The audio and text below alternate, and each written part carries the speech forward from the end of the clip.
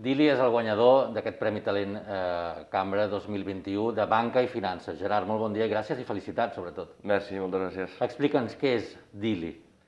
Dili és una plataforma per connectar pimes amb inversors, simplificant el procés de compra-venda de companyies i ajudant aquestes a guanyar tamany i reduint l'opacitat que hi ha en el sector de la banca d'inversió, a la vegada que posem a l'abast tot aquest coneixement de les pimes. Molt bé, m'has fet un elevator speech estupendo, però ara anem a entrar en detall. Des d'on, des de quan i quina és la necessitat que veieu per crear aquest producte concret, no? És a dir, com et trobes el panorama per dir això ho hem de solucionar, és a dir, la idea original. Doncs mira, nosaltres treballàvem en banca d'inversió en un dels principals bancs d'Espanya, que es diu Arcano Partners, i allà assessoràvem, o com a banc s'assessorava a un tamany de companyies que eren importants, a partir de diria 50, 60, 70 milions de facturació, tot i que a vegades es feien de més petites. I sempre tenia la pregunta de, per sota d'aquest umbral, hi ha el 90% d'empreses a Catalunya, a Espanya i a Europa. Llavors, qui ajuda aquestes, no? I allà és on vam començar a buscar qui cobria aquest mercat. Vam veure que hi havia un univers molt fragmentat de players, des de business brokers, gent que havia treballat en banca d'inversió i s'anava al seu poble o a la seva ciutat i coneixia empreses i feia aquest tipus d'assessorament. I després hi havia gestories, assessories, despatxos d'advocats, etc. Però és un univers molt fragmentat, no? I per l'altre cantó, també veiem que molts inversors, al final, la feina d'un inversor és aixecar diners com a fons i llavors gestionar aquests diners. Com es gestionen? Analitzant i comprant companyies, ajudant a que aquestes creixin, millorin amb sinergies, eficiència, guanyin tamany, mercat, etc. I llavors venent-les o integrant-les en companyies més grosses. Però dit això, els inversors sempre van a un tercer, a un abogat, a un business broker, a un banc d'inversió, a un banc comercial, a preguntar per oportunitats d'inversió, no? Quines són les pimes que poden estar buscant socis. I llavors, per nosaltres era com era blanco i en botella, no? Per un cantó tens uns que necessiten trobar projectes d'inversió pimes i per l'altre tens pimes que, desconeixen què és tot aquest mercat i aquestes oportunitats dels fondos i també volen connectar amb inversors. Llavors, per nosaltres era com...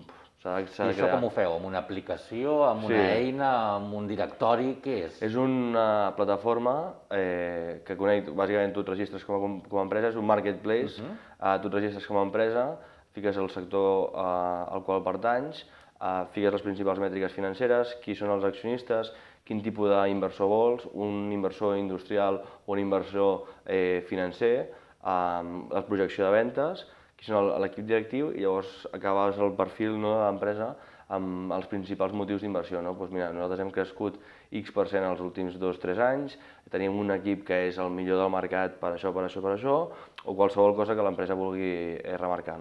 I per l'altre cantó tens els inversors que publiquen les seves tesis d'inversió, on mira, jo com a fons m'interessa el sector A, B i C, i llavors les mètriques de les empreses que m'interessen és que facturin entre 3 i 25 milions, que tinguin una EBITDA, que és una mètrica financera, entre 0 i 3, etc.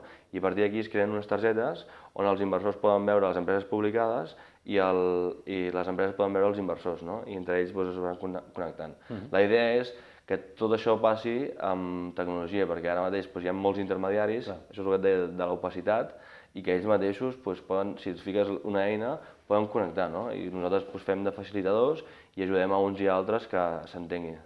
Desconec molt el sector, però et volia preguntar dues coses que a vegades per mi xoquen molt. És a dir, per una vegada hi ha un emprenedor que crea una empresa, una startup, etc., i que hi aboca passió a allò, i després hi ha una empresa que simplement el que vol és invertir. Llavors, aquest xoc entre creixement econòmic, necessito diners, tu me'ls deixes, etc., i aquesta capacitat de creure en aquell projecte perquè és meu i me l'he mamat jo, diguéssim, i ve un de fora que posa diners, però no hi creu més que amb les mètriques, no en el cor, això com casa, és a dir, aquest vincle entre diners i passió a nivell de fer un win-win.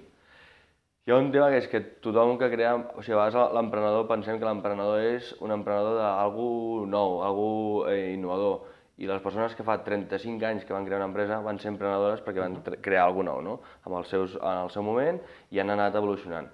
L'emprenedor jo crec que també sap els seus límits. Llavors, quan tu tens una empresa i l'has sabut portar fins a un cert nivell de facturació, et dones compte que potser per créixer necessites anar a una altra comunitat autònoma o a un altre país. Si tu tens els recursos i els coneixements, recursos no només econòmics, sinó de gent que et pot ajudar, etc, el millor soci a l'altre país o a l'altra comunitat, perfecte.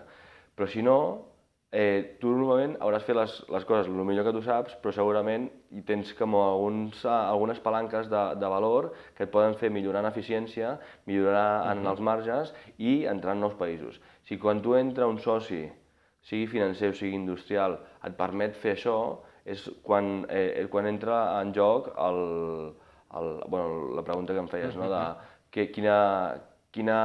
quin tema, què ajuda als emprenedors, no? I jo crec que els emprenedors, en general, una pime és emprenedor de sempre, i el que passa és que desconeixen l'ecosistema aquest dels fons. És un tema molt interessant i sobretot aquest límit també entre el que és la pura mètrica i és la confiança o la intuïció, no? Perquè et pot agradar molt un projecte en el qual invertir, però les mètriques potser no són del tot bones encara, però dius, jo hi confio, no? I la confiança també entre... Sí, però s'ha de diferenciar, perdona, s'ha de diferenciar entre el que és un projecte startup i el que és un projecte PIME.